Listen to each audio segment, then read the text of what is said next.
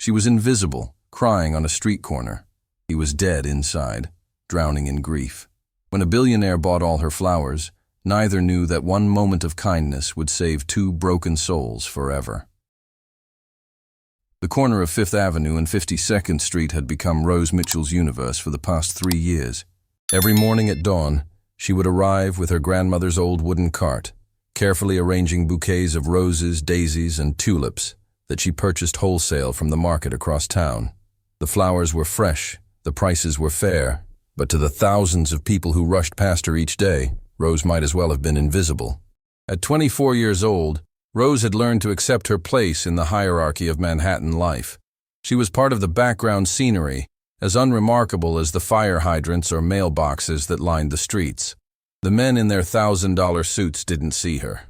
The women in their designer heels stepped around her cart without acknowledgement.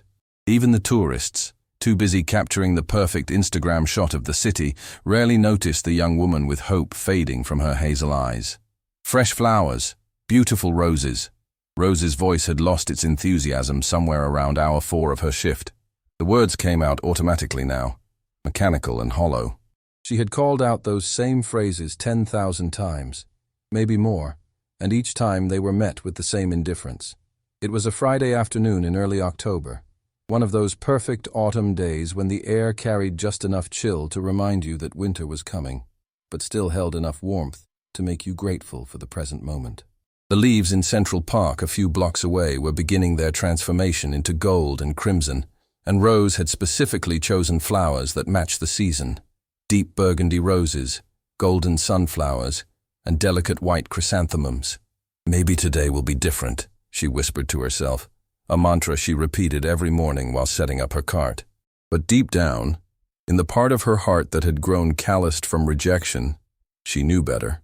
Rose had once been different. 3 years ago, she had been a junior at Columbia University studying literature, with dreams of becoming a teacher who would inspire students to see the magic in words. She had lived in a modest apartment near campus with her grandmother Eleanor, the woman who had raised her after her parents died in a house fire when Rose was 7 years old. Grandma Eleanor had been her everything, her parent, her friend, a compass in a world that had tried to spin her off course too many times. Every evening, they would sit together reading poetry, with Graham Eleanor explaining the hidden meanings behind each verse, while Rose soaked up every word like a flower absorbing sunlight. Then came the diagnosis: Stage 4, pancreatic cancer. Advanced, aggressive, terminal. The medical bills had arrived like a tsunami, drowning them in debt before Rose even understood what was happening. Insurance covered some of it, but not the experimental treatments that offered even a sliver of hope. Not the medications that might buy precious extra months. Not the home care that would allow Graham Eleanor to spend her final days in comfort rather than in a sterile hospital room. Rose had made her choice without hesitation.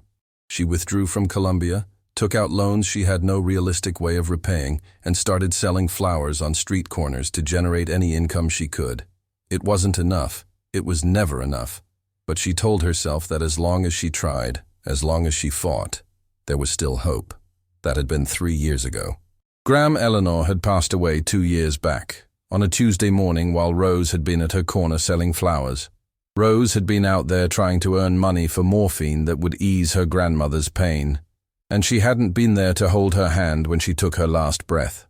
That guilt lived in Rose's chest like a stone, heavy and cold, reminding her every day that sometimes trying your hardest still isn't enough. After the funeral expenses and the remaining medical bills, Rose had been left with a debt of $78,000. At her current income, paying it off would take approximately 30 years. She was essentially working to repay the cost of love, the price of having cared so deeply for someone that losing them left you financially ruined. Fresh flowers, perfect for your home. Rose tried again, forcing brightness into her voice even though her feet ached and her back throbbed from standing for 9 hours straight. A woman in a fur coat walked past, phone pressed to her ear, completely oblivious. A businessman bumped Rose's cart with his briefcase, muttering an irritated, "Watch it," without even looking at her. A teenager on a skateboard nearly knocked over her entire display, laughing as he sped away. Rose steadied the cart with trembling hands, feeling tears threaten to break through. She wouldn't cry. Not here. not where people could see. She had learned that showing vulnerability on these streets was like showing blood to sharks. It only made things worse. Are those flowers real? A small voice pulled Rose from her spiral of despair. She looked down to see a little girl, maybe 6 years old, with pigtails and a pink dress, staring at the bouquets with wide eyes that still held wonder. "Yes, sweetheart, they're real," Rose said, her voice softening automatically. Children were different. Children still saw her. "They're so pretty. Mommy, can I have one?" The girl's mother, dressed in yoga pants and carrying multiple shopping bags, barely glanced over. "No, honey, we don't buy from street vendors. Come on, we're late for your ballet lesson." The little girl's face fell, and as her mother dragged her away, she turned back to look at Rose with an expression of such genuine disappointment that it broke something inside Rose's chest. That was the moment when Rose's carefully constructed walls finally crumbled. She wasn't crying over the lost sale. She was crying over the recognition that she had become someone who wasn't even worth a moment of consideration. She had become nothing. Rose turned away from the street, facing her cart so the passing crowds wouldn't see her tears. She pressed her palms against her eyes, trying to stem the flow, but 3 years of accumulated hurt came pouring out in silent sobs that shook her shoulders. "Excuse me," a voice said from behind her. Rose froze, mortified. She quickly wiped her face with the sleeve of her worn cardigan, trying to compose herself before turning around. "I'm sorry, I just need a moment," she began, but the words died in her throat when she saw who was standing there. The man was probably in his early 40s, dressed in a charcoal gray suit that looked like it cost more than Rose made in 6 months. His dark hair was streaked with distinguished silver at the temples, and his blue eyes held an intensity that made Rose feel as if he was actually seeing her, really seeing her, for the first time in years. But it wasn't his appearance that caught Rose off guard. It was his expression. Where she had expected impatience or disgust at having encountered a crying street vendor, she saw something else entirely. Concern. Real, genuine concern. "Are you all right?" he asked, and his voice carried a gentleness that seemed at odds with his powerful presence.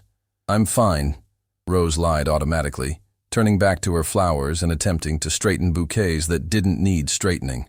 "Can I help you with something?" "You're crying." "I'm not." Rose stopped herself. What was the point of lying? "I'm having a difficult day, but I'm fine. Would you like to buy some flowers?" The man studied her for a long moment, and Rose felt uncomfortably exposed under his gaze. Finally, he asked, "How much for all of them?" Rose blinked, certain she had misheard. "I'm sorry?"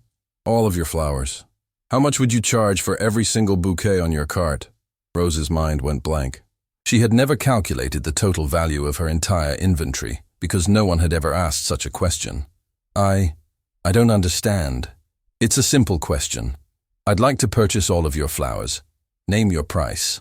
Rose's hands began to tremble. This had to be some kind of cruel joke. "Sir, I have over 200 individual flowers here, arranged in about 30 bouquets. That would be—" "I don't care about the exact number.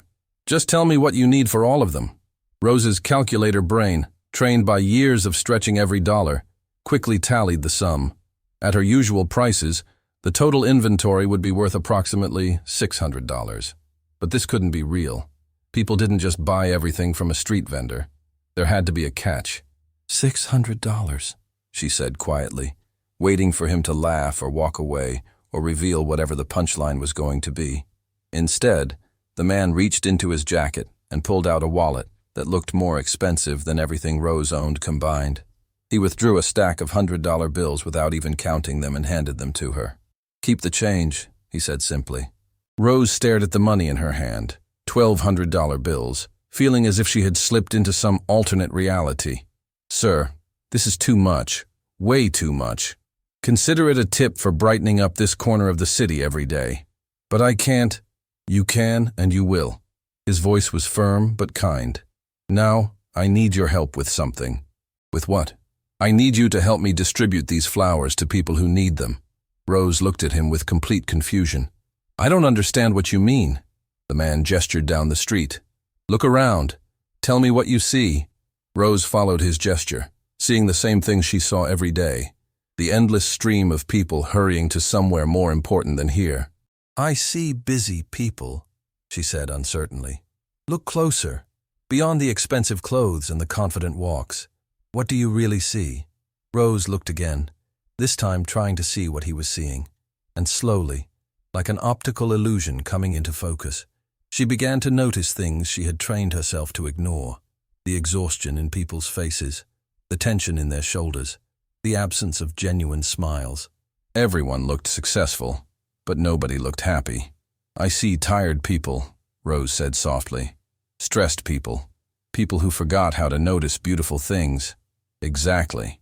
The man smiled, and it transformed his entire face, making him look younger and somehow more human. And you're going to remind them. We're going to walk down this street together, and we're going to give every single one of these flowers away to strangers. No charge, just kindness. Rose's breath caught in her throat. Why would you do that? The man's smile faded, replaced by an expression of such profound sadness that Rose felt it in her own chest. Because I used to be one of those people walking past without seeing, and I need to remember what it feels like to pay attention. Before Rose could respond, he had already picked up an armful of bouquets from her cart. Are you coming? Rose stood frozen for a moment, her mind struggling to process what was happening. Then, almost against her own better judgment, she picked up her own armful of flowers and followed him into the crowd.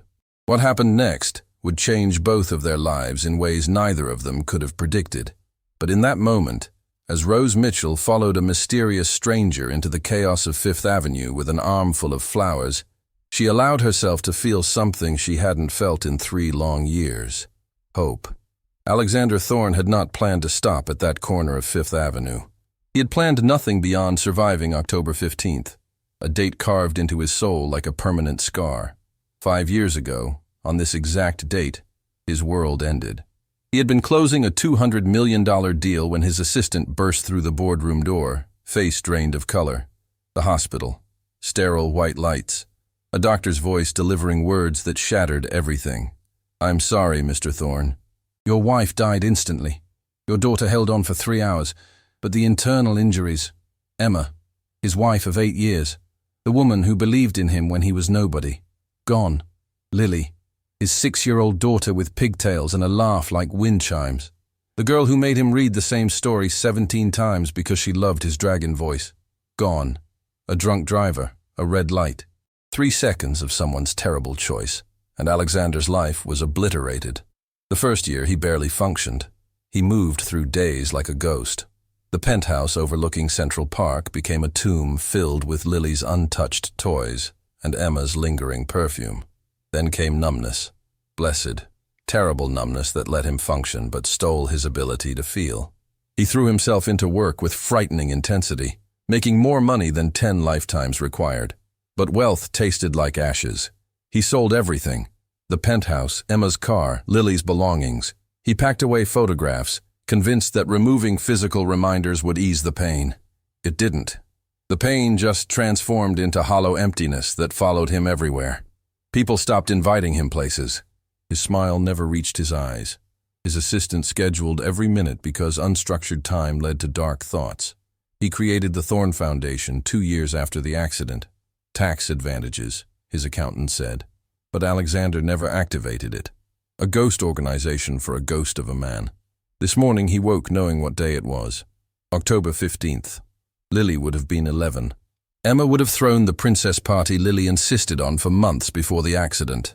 Alexander went through his routine mechanically. Shower, shave, suit.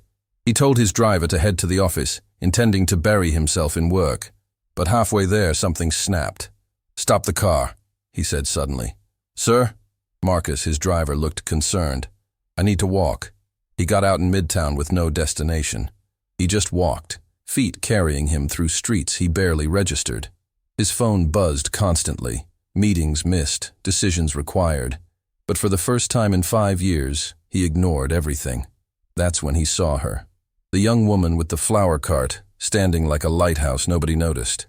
Something about her posture, shoulders slumped, exhaustion evident, made him actually look instead of past. Then he saw her turn away, shoulders shaking, crying. Alexander Thorne, who hadn't felt genuine emotion in 5 years, felt something crack inside his chest. This stranger's pain reached through his numbness and touched something he thought had died. He approached without thinking. When she turned with red-rimmed eyes and that brave attempted smile, something in his frozen heart shifted. Now, walking down Fifth Avenue with flowers and this remarkable woman beside him, Alexander felt like he was waking from a 5-year coma. "Who gets the first one?" Rose asked, clutching sunflowers against her chest. Alexander scanned the rushing crowds. Then his eyes landed on an elderly man on a bench, feeding pigeons with trembling hands. "Him," Alexander said. They approached together. The elderly man looked up with cloudy eyes, holding confusion and fear. "Excuse me, sir," Rose said gently. "We'd like to give you these flowers." "Give them? Why?" "Because everyone deserves something beautiful," Alexander heard himself say. The man took the sunflowers with shaking hands, tears rolling down weathered cheeks. "My wife loves sunflowers. She passed last month. I sit here every day trying to figure out how to go on." Rose knelt beside the bench, placing her hand on his arm. "She knows you loved her. She wouldn't want you to stop living. How do you know? Because that's what love means. Wanting the person you love to find joy even when you're gone." Alexander watched, something building in his chest. Pressure, heat, emotion suppressed so long it felt foreign. When Rose stood and they walked away, he needed several deep breaths to steady himself. "That was his wife's favorite flower," Rose said softly. "How did you know?" "I didn't. You picked them." They walked silently. Then Alexander spoke words he'd never said aloud. "My daughter loved sunflowers too. Called them happy flowers because they looked like the sun smiling." Rose stopped, turning with understanding in her eyes, not pity. "Loved? Past tense? She died 5 years ago today. 6 years old." The words came out flat, practiced, but something about Rose made him continue. "Her mother too. Car accident. I'm so sorry." Rose's voice cracked, genuine grief in her eyes. "Don't," he said quickly. "Everyone's always sorry, but sorry doesn't help. Sorry doesn't bring them back." "No, it doesn't." Rose wiped her eyes. "My grandmother died 2 years ago. I know nothing anyone says makes the absence hurt less, but I'm not sorry for you. I'm sorry for the world, because it lost someone who made a little girl see sunshine and flowers." Alexander felt something break inside. 5 years of empty condolences. But this woman understood what he needed to hear. "What was her name?" Rose asked gently. "Lily. Lily Rose Thorne." He laughed suddenly, rusty. "Rose. Her middle name was Rose, like yours." Rose's breath caught. "That's remarkable." They continued distributing flowers. A businesswoman burst into tears, confessing she'd just been fired. A young man accepted daisies and called his mother for the first time in months. A homeless woman cried so hard Rose sat on the sidewalk holding her hand. With each flower, Alexander felt numbness peeling away. It hurt to feel again, but it was healing pain, like blood rushing back into a sleeping limb. "Why did you really buy all my flowers?" Rose asked as they sat on library steps, supply depleted. Afternoon sun slanted toward evening, painting the city gold. Alexander watched people pass. "Because I saw you crying and realized I couldn't remember the last time I cared about another person's pain enough to do something. I've been dead inside 5 years, Rose. Going through motions, building meaningless wealth, not really living. Then I saw you, this stranger, and your pain reached through my armor. I wasn't special, just another struggling person in a city full of them. That's exactly why you were special." He looked at her fully. "You were real. Your pain was real. In my world, everyone performs. Everyone has agendas. But you were genuine. That broke through." Rose studied his face intently. "What happened after they died? The real story." Alexander breathed deeply. "I stopped being human, became a machine making money, attending meetings, signing contracts. I moved through life like watching it happen to someone else. I stopped seeing people, stopped feeling anything. Told myself that was better than feeling everything and falling apart. But you're feeling now. I can see it." "Yes, and it's terrifying." His voice cracked. "Because if I feel again, I face 5 years of accumulated grief. I admit I've barely survived instead of lived. I acknowledge Emma and Lily would be heartbroken by what I've become." Rose took his hand. Her fingers were calloused, but her grip strong. "My grandmother said grief is love with nowhere to go. You don't stop loving someone because they die. You find new ways to express that love. How? His voice barely whispered. How do I love people who are gone? By honoring what they taught you. By living a life that would make them proud. By being someone who sees the invisible girl crying and cares enough to stop. They sat silently as sun descended, both lost in thoughts of loved ones. Around them, the city rushed on, but they existed in a quiet bubble of shared understanding. Is that why you're selling flowers instead of being in school? Alexander asked. Rose's expression tightened. She had stage 4 pancreatic cancer. Medical bills were astronomical. I dropped out of Columbia to care for her and pay for treatment. After she died, I was left with $78,000 in debt. I'll probably sell flowers for 30 years to pay it off. Alexander felt anger surge, not at Rose, but at a system forcing a brilliant woman to abandon dreams because she loved someone. That's unacceptable. It's life, Rose shrugged tiredly. Most people aren't born with safety nets. We do what we must. What were you studying? Literature. I wanted to be a teacher. Help students fall in love with words like my grandmother helped me. Her voice carried painful wistfulness. But that dream died with her. It doesn't have to. Alexander pulled out his phone, opening his banking app. I'm transferring money to pay your debt now, and paying for you to finish your degree at Columbia. Rose jerked her hand away like she'd been burned. What? No, absolutely not. Rose! No! She stood abruptly, arms wrapping around herself. I'm not your charity case. Not some project you take on to feel better about your grief. That's not what this is, isn't it? Her eyes flashed with hurt and anger.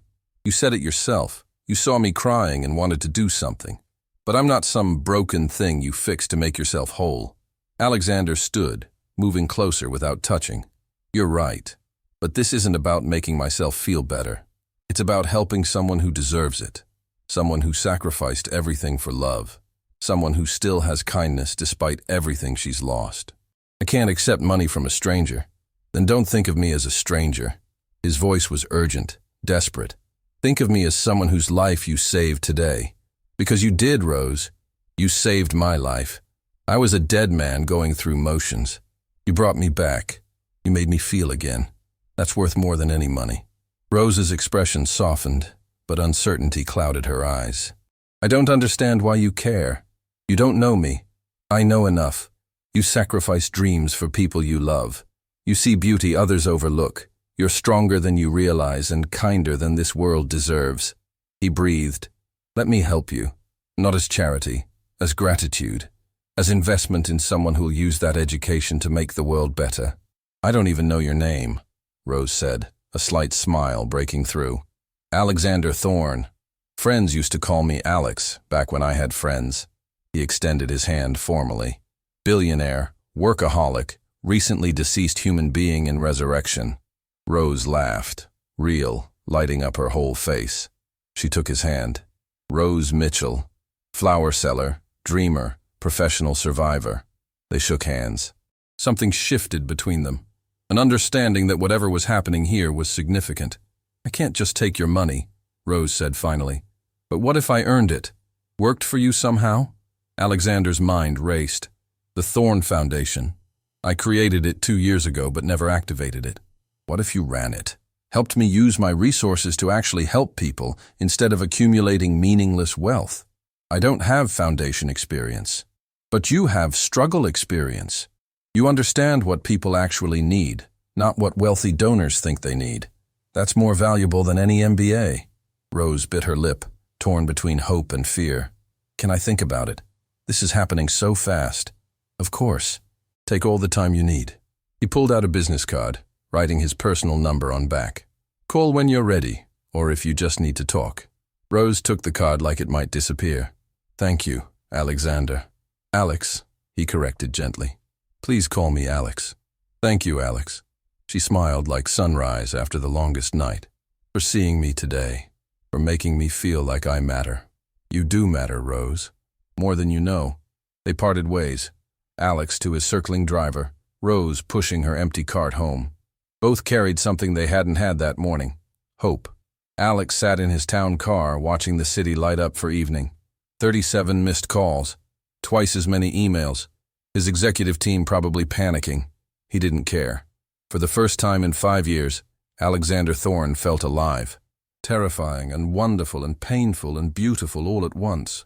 He thought of Lily's infectious laugh and sunflower smile, Emma always seeing the best in people, and Rose, this remarkable woman invisible to everyone except him, who reminded him what it meant to be human.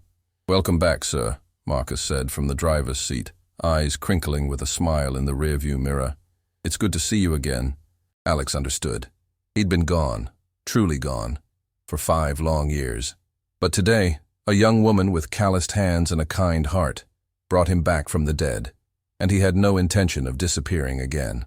Rose stood outside Thorne Industries headquarters, a gleaming 40-story tower of glass and steel that seemed to pierce the sky itself. Her reflection stared back at her from the pristine windows, a young woman in a borrowed blazer, clutching a second-hand briefcase, about to step into a world where she didn't belong. 3 days had passed since that transformative afternoon with Alex. 3 days of sleepless nights, weighing the decision that could change everything. She had called him yesterday, voice trembling, and said the words that felt both terrifying and liberating. "I'll do it. I'll run the foundation." Now, standing at the threshold of her new life, doubt crept in like fog. "You can do this," she whispered to herself. The same mantra Graham Eleanor used to say before every difficult moment. Courage isn't the absence of fear. It's moving forward despite it. The lobby was a cathedral of marble and chrome. Women in designer heels clicked past. Men in tailored suits spoke urgently into phones. Everyone moved with purpose, belonging to this world of power and money in ways Rose never would. "Miss Mitchell?" A young woman with a tablet approached, her smile professional but warm. "I'm Jennifer, Mr. Thorne's assistant. He's expecting you. Follow me, please." The elevator ride to the 40th floor felt eternal. Rose watched the numbers climb, each one taking her further from the street corners she knew and closer to an altitude where she couldn't breathe. The executive suite was even more intimidating than the lobby. Floor-to-ceiling windows offered panoramic city views. Original artwork adorned walls. The furniture probably cost more than everything Rose had ever owned. Alex emerged from his office and Rose felt her anxiety ease slightly. He wore a suit that screamed wealth and authority, but his eyes held the same warmth she remembered from the library steps. "Rose." He smiled genuinely. "I'm glad you came." "I'm terrified," she admitted. "Good. That means you care." He gestured toward his office. "Come. Let me show you what we're building." Inside, Alex had prepared a presentation outlining the foundation's potential scope. Programs for education, housing assistance, medical debt relief, all the things Rose understood intimately because she had lived them. "This is incredible," Rose breathed, looking at the plans. "But Alex, I don't know how to run something this big. I've never managed anything except a flower cart." "You managed to survive circumstances that would have broken most people. You managed to maintain compassion while the world tried to harden you. That's the kind of management I need." Before Rose could respond, the office door opened without knocking. A woman strode in, tall, polished, with auburn hair swept into an elegant twist. She wore a crimson suit that probably cost Rose's annual income, and her green eyes assessed Rose with the precision of a surgeon making an incision. "Alex, darling, I heard you were back from your mysterious disappearance." Her voice was honeyed steel. "You had everyone worried sick." "Sarah." Alex's tone shifted, becoming cooler, more formal. "This is Rose Mitchell. She'll be directing the Thorne Foundation." "Rose, this is Sarah Blackwell, our VP of Corporate Strategy." Sarah's smile didn't reach her eyes as she extended a manicured hand. "The Thorne Foundation? How fascinating. I wasn't aware we were activating it." Rose shook her hand, feeling the other woman's grip just a fraction too tight. "It's new. We're still developing the framework. And your background is in non-profit management?" Sarah's question sounded casual, but Rose heard the trap beneath it. "My background is in surviving and helping others do the same." "How quaint." Sarah turned to Alex, dismissing Rose entirely. "Darling, we need to discuss the Meridian acquisition. It can't wait." "It can," Alex said firmly. "I'm with Rose right now." Something flickered in Sarah's expression. Hurt, quickly, masked by indignation. "Of course. I'll schedule something with Jennifer. Lovely meeting you, Miss Mitchell." After she left, Rose exhaled. I think I just made an enemy. Sarah can be intense, Alex acknowledged. But she's brilliant at her job. What he didn't say, but Rose somehow sensed, was that Sarah represented the life Alex had lived for the past 5 years. Cold, efficient, emotionless. And Rose represented something that threatened that carefully constructed world. The next weeks proved Rose's instincts correct. Sarah's sabotage started subtly. Rose's meeting invitations mysteriously vanished from calendars. Documents she needed went missing. Whispers followed her through hallways, murmurs about the flower girl who had seduced the grieving billionaire. Rose ignored it, focusing on building the foundation's first initiatives. She worked 16-hour days, learning nonprofit law, grant procedures, impact assessment. Her office, smaller, windowless, became her sanctuary. But Sarah's campaign escalated. In a meeting with potential donors, Sarah casually mentioned Rose's limited education and unconventional qualifications. She questioned budget proposals with thinly veiled contempt. She turned other executives against Rose with carefully crafted doubts. I'm just concerned, Rose overheard Sarah tell a senior VP, that Alex is making emotional decisions rather than strategic ones. This girl has no experience, no credentials. What happens when the foundation fails and embarrasses the entire company? Rose wanted to quit. Every day she drafted resignation letters in her mind. But something Graham Eleanor once said kept her going. People who try to diminish your light are simply afraid of their own darkness.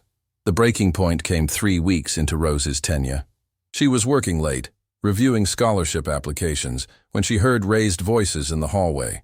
You're fired. Clean out your locker tonight. An executive Rose recognized, Michael Chen, head of operations, stood over a cleaning woman who was openly crying. Please, Mr. Chen, it was an accident. I didn't mean to bump your desk. You spilled coffee on a contract worth millions. Do you have any idea? Stop. Rose emerged from her office, voice steady despite her racing heart. Michael turned, surprised and annoyed. Miss Mitchell, this doesn't concern you. You're screaming at an employee who had an accident. That concerns anyone with basic human decency. She destroyed important documents. Were they backed up digitally? Michael's face reddened. That's not the point. So they were backed up. Meaning nothing was actually lost except some ink and paper. Rose turned to the cleaning woman, whose name tag read, Maria. Maria, are you hurt? No, miss. Just scared. Don't be. You're not fired. Rose looked at Michael directly. Unless you plan to fire me too for overriding your decision. You don't have that authority. Then let's ask someone who does. Rose pulled out her phone, calling Alex despite the late hour. He answered immediately. Rose, what's wrong? I need you to clarify something. Do I have authority to reverse termination decisions when they're made in anger rather than justified cause? Absolutely. What happened? Rose explained the situation while Michael's face progressed through shades of crimson. When she finished, Alex's voice came through speakerphone, cold with anger. Michael, you're suspended pending review. Rose, you have full HR authority on this matter. Maria keeps her job with a formal apology from Mr. Chen. After Michael stormed off, muttering about running to the board, Maria grabbed Rose's hands. Thank you. Thank you so much.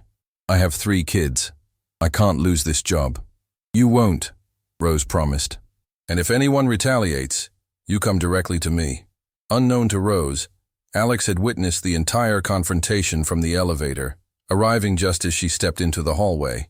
He stood in the shadows, watching this young woman risk her own precarious position to defend someone even more vulnerable. Something in his chest, the part that had been frozen for 5 years, cracked further. Rose wasn't performing kindness for his benefit. This was simply who she was, regardless of cost. The next morning, Rose found a bouquet of sunflowers on her desk with a note in Alex's handwriting. You're exactly who I knew you were. Don't ever change. A. But she also found a carefully worded email from Sarah, CC'd to the entire executive team, questioning whether Rose's impulsive decisions were setting dangerous precedents for employee discipline. That afternoon, Sarah cornered Rose in the empty executive bathroom. The friendly pretense vanished, replaced by naked hostility. You need to understand something, Sarah said, reapplying lipstick with deliberate precision. Alex is vulnerable right now. He's substituting you for what he lost. A wife, a daughter, a family. You're a project. A way for him to feel like he's saving someone since he couldn't save them. The words hit Rose like physical blows because they echoed her deepest fears. Once he realizes you can't fill that void, Sarah continued, he'll discard you. And I'll be here, like I've always been, to help him pick up the pieces. Were you together? Rose asked quietly. You and Alex? We were engaged, before the accident. Sarah's mask slipped, revealing genuine pain beneath calculated cruelty. I loved him. I stayed with him through the worst of his grief. But he pushed everyone away, including me. Now you waltz in with your sad story and flowers, and suddenly he's alive again? That should have been me. Rose understood then. Sarah wasn't just protecting territory. She was fighting for a love she'd lost. It didn't excuse her behavior, but it explained it. I'm not trying to take anything from you, Rose said carefully. I'm just trying to help people who need it. You're naive if you think that's all this is. Sarah turned to leave, then paused. When he breaks your heart, don't say I didn't warn you. That evening, Rose sat in her office long after everyone left, Sarah's words circling like vultures. Was she just a replacement? A project? A way for Alex to ease his guilt? You're still here. Alex's voice startled her from the doorway. Couldn't sleep, Rose admitted. Too much on my mind. He entered, closing the door behind him. I heard about what happened with Michael and Maria. The board wants to meet with you. Rose's stomach dropped. To fire me? To commend you. Michael has a history of volatile behavior toward support staff. You're the first person with enough courage to call him on it. Alex sat across from her. You're doing exactly what I hoped, bringing humanity into a place that's forgotten what that means. Sarah thinks I'm just a project for you, a way to feel better about Lily and Emma. Alex was silent for a long moment. When he spoke, his voice carried weight that made Rose look up. Rose, I won't lie. Meeting you did help me process grief I'd been avoiding, but you're not a substitute for anyone. You're something entirely your own, something I didn't know I was missing until I found it. What do you mean? I loved Emma deeply. She was my first love, my partner, the mother of my child. Lily was my world. Their deaths nearly destroyed me. He leaned forward, intensity in his blue eyes. But what I feel when I'm with you isn't nostalgia or substitution. It's possibility. It's the future instead of the past. It's feeling alive instead of just surviving. Rose's breath caught. The air between them shifted, charged with something neither had dared acknowledge. Sarah was right about one thing, Alex continued. I am vulnerable, because for the first time in 5 years I care about someone enough that losing them would hurt. And that terrifies me. It terrifies me too, Rose whispered. Because I don't belong in this world, Alex. I'm not sophisticated or educated or polished. I'm just a girl who sold flowers and dreamed of something better. You're the bravest person I know. You stand up to executives who intimidate everyone else. You risk your position for people who can't defend themselves. You see goodness in people even when they're actively trying to hurt you. He reached across the desk, taking her hand. That's not just anything, Rose. That's extraordinary. Their fingers intertwined, calluses meeting smooth skin. 2 different worlds touching. In that moment, Rose made a choice, not to let fear or doubt or Sarah's poison determine her path. I want to make this foundation something that actually changes lives, she said firmly. And I don't care if people think I'm unqualified or inappropriate or whatever else they whisper. I know what it's like to need help and find none. I'm going to make sure others don't face that alone. Alex smiled, a real smile that transformed his entire face. Then let's build something remarkable together. But neither of them saw Sarah watching through the office glass, her face contorted with fury and pain, already planning her next move. The battle for Alex's heart and the foundation's future was far from over, and the obstacles ahead would test whether Rose's courage was strong enough to withstand a world determined to reject her. The letter arrived on a Thursday morning, slipped under Rose's apartment door like a knife sliding between ribs. Official. Final. Devastating. Notice of foreclosure. Final warning. Rose's hands trembled as she read words that blurred through tears. 30 days. She had 30 days to produce $40,000 or lose Graham Eleanor's apartment. the rent-controlled walk-up in Queens where 3 generations of her family had lived, where every corner held memories she couldn't bear to abandon. The walls still held faint pencil marks tracking Rose's height from age 7 to 17. Graham's favorite armchair sat by the window where they'd read poetry together. The kitchen smelled like her lavender sachets. This wasn't just an apartment. It was the last physical connection to the woman who had raised her. Rose had been making minimum payments on the medical debt, but the creditors had grown impatient. They wanted their money. Now. She sat on the worn linoleum floor, the letter crumpled in her fist, and sobbed with an intensity that left her breathless. Just when life was finally offering hope, the past came roaring back to destroy it. The rational part of her brain whispered the obvious solution. Ask Alex. He had offered to help with her debts. He would pay this without blinking, but the wounded, proud part of her recoiled at the thought. She had already accepted so much. The job, the opportunity, his belief in her. How much could one person take before they became a charity case, before they stopped being a partner and became a dependent? I'll figure it out myself, she whispered to the empty apartment, to Graham's ghost, to her own shattered pride. I always have. That night, after finishing her work at the foundation, Rose made a decision that would change everything. She went to the wholesaler and bought flowers. Not many, just what she could afford with her meager savings. Then she returned to her old corner on Fifth Avenue. The street felt different now. She had walked these blocks with Alex, distributing kindness. Now she was back alone, desperate, trying to earn $40,000 one bouquet at a time. An impossible mathematics that would take years she didn't have. Fresh flowers, beautiful roses. Her voice cracked with exhaustion. It was 9 p.m. She had been awake since 5 a.m., worked 12 hours at the foundation, and would stand here selling until midnight. Passers-by ignored her just like before. Nothing had really changed, she realized. She was still invisible. The foundation job, Alex's attention, those were temporary illusions. This corner was her reality. For 2 weeks, Rose lived a double life. Corporate director by day, street vendor by night. She survived on 3 hours of sleep and black coffee. Her hands developed new calluses. Dark circles bloomed under her eyes. At the foundation, she worked with manic energy, launching initiatives, reviewing applications, making decisions. Nobody knew she was running on fumes. Nobody knew that after they all went home to comfortable beds, she pushed her flower cart through Manhattan until her feet bled. She had saved $800, only $39,200 to go. The mathematics of desperation were cruel. Alex noticed something was wrong. Rose avoided his eyes during meetings. She jumped when he entered rooms. She made excuses to leave early, unusual for someone who had previously stayed later than anyone. "Rose, are you okay?" he asked one afternoon, cornering her as she tried to escape the office. "Fine. Just tired. Long days." She smiled, but it didn't reach her eyes. "You'd tell me if something was wrong, wouldn't you?" The question hung between them, heavy with unspoken implications. Rose wanted to tell him everything, but fear of seeming weak, of taking too much, of proving Sarah right, kept her silent. "Of course," she lied. "I should go. Early morning tomorrow." Alex watched her leave, unease settling in his chest. Something was very wrong. He just didn't know what. The answer came accidentally 3 nights later. Alex had been working late reviewing quarterly reports when he realized he'd left his phone in his car.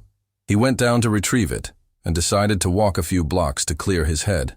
That's when he saw her. Rose. His Rose. Standing on the corner of 5th and 52nd with a flower cart, calling out to indifferent crowds. She looked exhausted, swaying slightly on her feet. As he watched, frozen in disbelief, a businessman brushed past her roughly, nearly knocking over her cart. She steadied it with trembling hands and kept calling out. Alex felt something break inside him. Not the frozen grief that had defined him for years, but a different kind of breaking. The breaking that comes from watching someone you care about suffer alone when you could help. He approached slowly. Rose didn't see him until he was standing directly in front of her cart. "Alex." The color drained from her face. "What are you doing here?" "That's my question." His voice was calm, but she heard the hurt beneath it. "How long has this been going on?" "I don't know what you mean." "Don't lie to me, Rose." How long have you been selling flowers after leaving the office? She wouldn't meet his eyes. 2 weeks. Why? The single word carried the weight of betrayal. I need money. I have money. I offered to help you. His voice rose, attracting attention from passers-by. He lowered it with effort. Why didn't you come to me? Because I can't keep taking from you. Rose's exhaustion cracked, revealing raw emotion beneath. Don't you understand?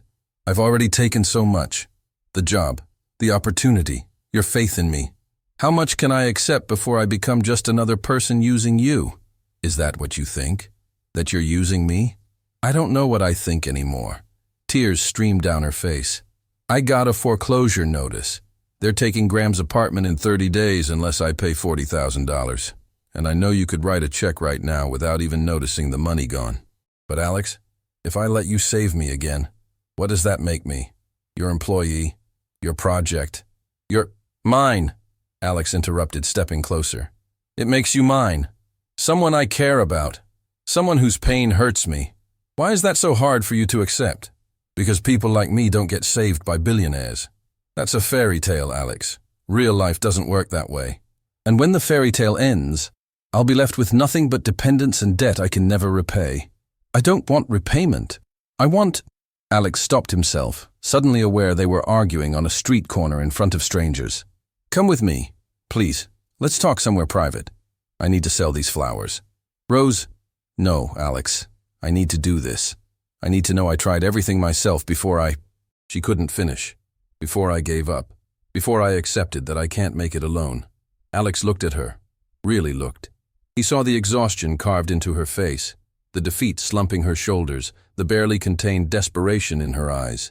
This woman who had saved him, who had brought him back to life, was drowning, and her pride was the weight pulling her under. I'm not leaving you here, he said firmly. Either you come with me now, or I'm buying every flower and standing here all night with you. That's not fair. Nothing about this is fair.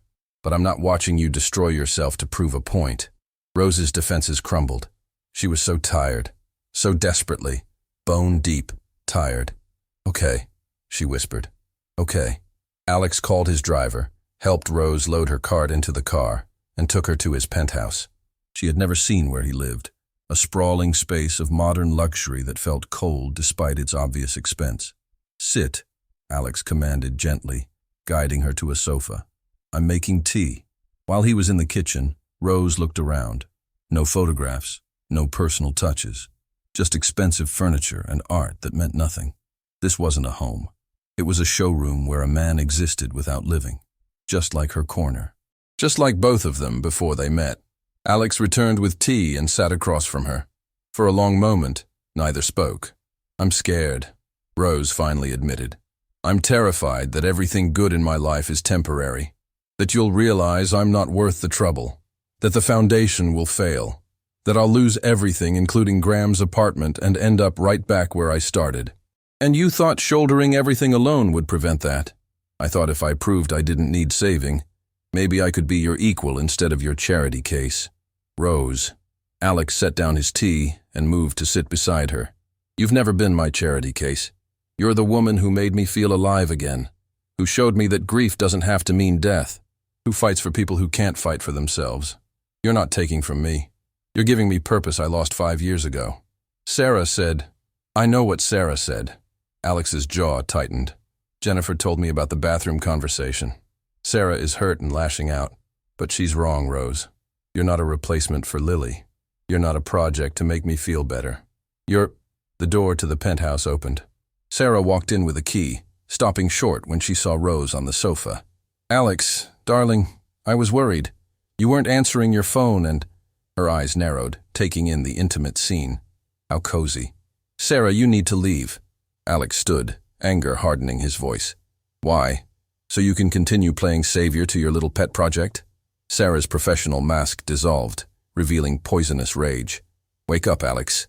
She's manipulating you, poor little flower girl with her sad stories and big eyes, making you feel like a hero because you couldn't save your real family. Stop. Rose stood on shaky legs, Sarah's words confirming every fear she'd been carrying. Just stop. Why? Because the truth hurts? Sarah moved closer, sensing blood in the water. You're convenient for him, Rose. A way to process grief without actual emotional risk.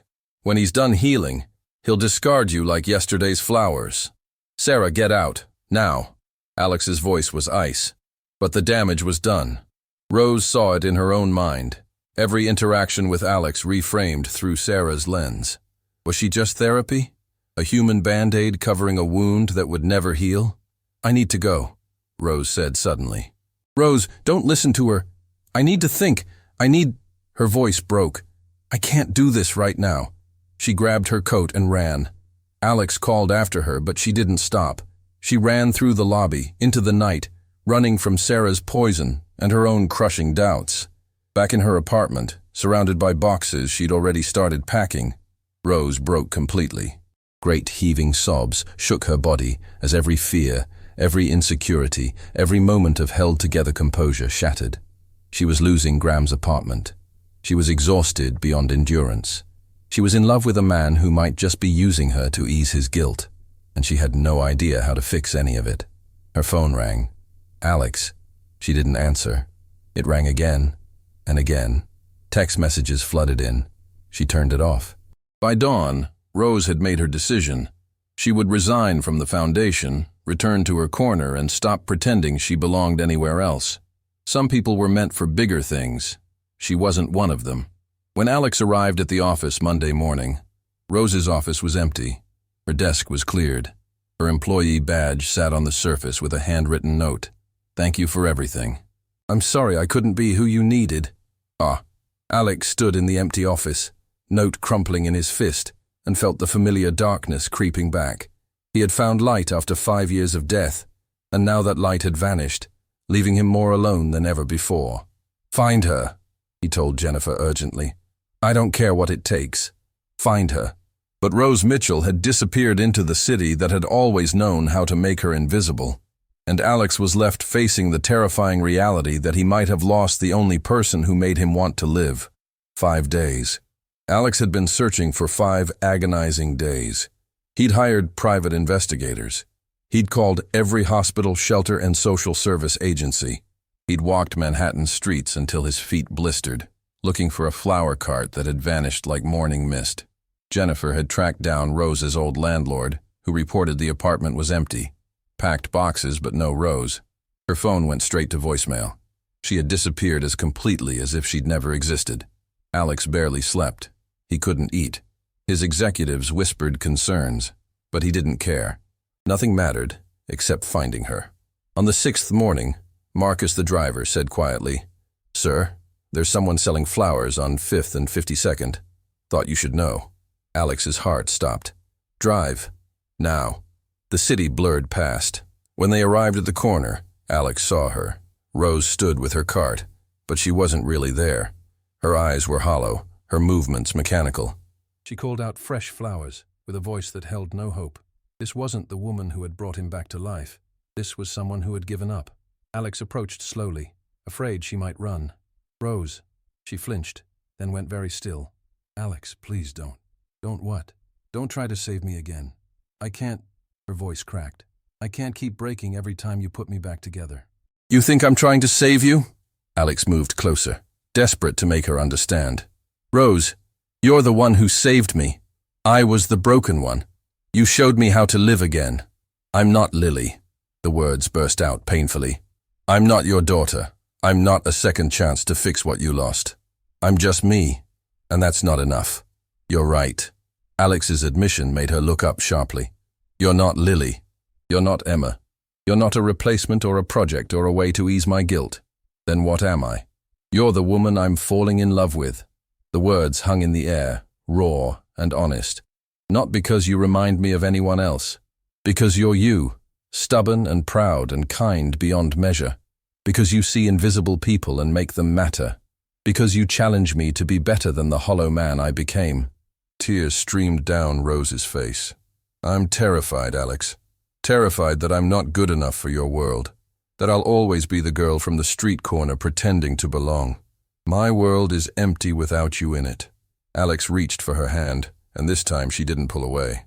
I've spent 5 years convincing myself I was fine alone, but fine isn't living. You taught me that. And yes, Losing you would destroy me, but that's not a weakness. That's what love means. Caring about someone enough that their absence creates a hole nothing else can fill. I don't know how to accept help, Rose whispered. Graham raised me to be independent, to never owe anyone anything. It's not about owing. It's about letting people who love you share your burdens. The way you shared mine when you sat with me on those library steps and listened to a stranger's grief. I'm going to lose the apartment. The admission came out broken. I only saved $3,000. In 3 days, they're taking everything I have left of Graham. Then we'll face it together. Not me rescuing you, us supporting each other. Like partners. Like people who love each other. Rose finished softly. Yes. Alex squeezed her hand. Exactly like that. Before Rose could respond, a voice called from behind them. Miss? Excuse me, miss. They turned to see an elderly man approaching, the same man they'd given sunflowers to that first day. He clutched a wrinkled envelope. I'm Arthur, he said. You gave me flowers when my wife died. I've been looking for you.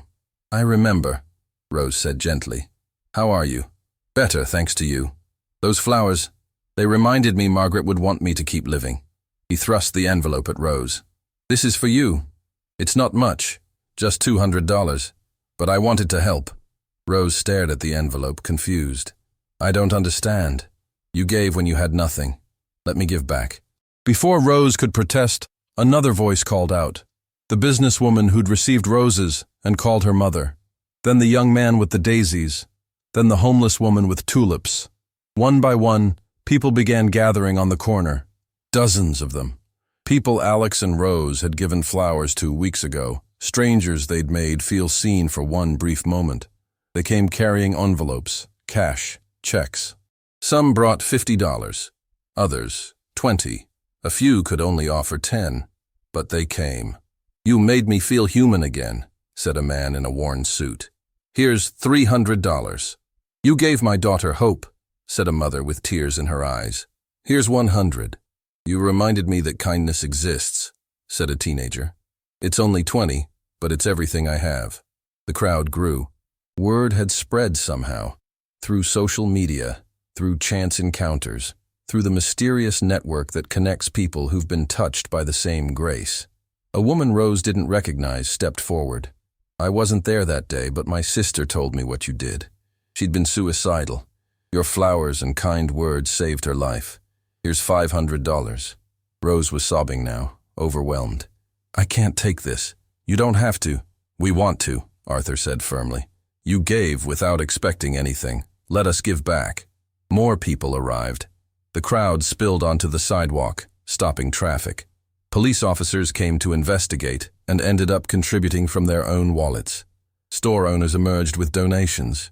Even Sarah Blackwell appeared at the edge of the crowd, face stricken with shame, holding an envelope. I was wrong, Sarah said quietly, approaching Rose. About everything. You're not manipulating him. You're just good. In a way I forgot how to be. She pressed $5,000 into Rose's hands. From my own account, not the company's. I'm sorry. For 3 hours they came. Strangers and friends, rich and poor, all united by a single thread. Rose had made them feel seen when they were invisible. When the last person left, Jennifer appeared with a laptop and calculator. She'd been tallying donations. Rose, Jennifer said, voice shaking with emotion. You have $43,217. The world tilted. Rose couldn't breathe. That's more than I need. Give the rest to someone else who needs it, Arthur suggested. Keep the kindness moving. Alex wrapped his arms around Rose as she collapsed against him, sobbing with relief and wonder, and the overwhelming proof that kindness multiplies beyond measure. I was wrong, Rose whispered against his chest. About doing everything alone, about not deserving help, about not belonging. No, Alex corrected gently. You were scared. There's a difference. That evening, in Rose's apartment surrounded by packed boxes that wouldn't need to leave, Alex asked the question that had been burning in his heart. Move in with me. Not because you need saving, but because I need you. Because waking up without you these past days felt like dying all over again. Alex, we barely know each other. I know that you're brave and stubborn and kind. I know you see people others overlook. I know you make me want to be better than I was. He took both her hands. I know that I love you. And I know that 5 years ago, I lost everything. I won't make the mistake of wasting time now. Rose looked into his eyes and saw her future. Not a fairy tale where the billionaire saves the poor girl, but a partnership between two wounded people who helped each other heal. Yes, she whispered. Yes to all of it. Epilogue. 1 year later, Rose stood in the Columbia University auditorium, graduation cap perched on her head, diploma in hand. She'd finished her literature degree, attending classes while running the Thorn Foundation, which had grown to help thousands of families. Alex sat in the front row, pride radiating from his smile. Beside him sat Sarah, who had become Rose's unlikely friend and fierce foundation advocate after months of genuine apology and changed behavior. The Invisible Hearts Foundation, named for all the unseen people who deserved recognition, provided microloans to street vendors, emergency funds for medical debt, and scholarships for students like Rose once was. But Rose still sold flowers every Saturday morning, not from necessity, but from choice. Alex joined her, and together they gave bouquets to strangers who needed reminding that they mattered. Today, Rose's hand rested on her gently swelling belly, 6 months pregnant. If a girl, they'd name her Ellen or Lily, honoring both grandmothers who shaped them. If a boy, William Marcus, for Graham's late husband and the driver who'd helped Alex find his way back. Ready? Alex asked, extending his hand as they prepared to leave the graduation ceremony. For what? For the rest of our lives. For teaching. For the foundation. For parenthood. For everything. Rose took his hand. Calluses earned from flower carts meeting palms that once knew only boardroom handshakes. 2 different worlds that had collided and created something beautiful. I'm ready, she said, as long as we face it together. That evening, they returned to 5th Avenue and 52nd Street, the corner where everything began. Rose set up her old cart, now painted with the foundation's logo, and they gave away flowers just like that transformative day. An elderly woman accepted roses with trembling hands. Why are you doing this? Rose smiled, remembering asking Alex the same question. Because everyone deserves to feel seen. Because kindness multiplies when we share it. Because the most important thing we can do is notice the invisible people around us. The woman's eyes filled with tears. I've been invisible for so long. Not anymore, Rose said gently. Not to us. As sunset painted Manhattan gold, Alex and Rose stood on their corner surrounded by empty flower buckets and full hearts. They had learned that love isn't about saving someone. It's about seeing them. Really seeing them. And sometimes, when you stop long enough to see an invisible person crying on a street corner, you end up saving each other.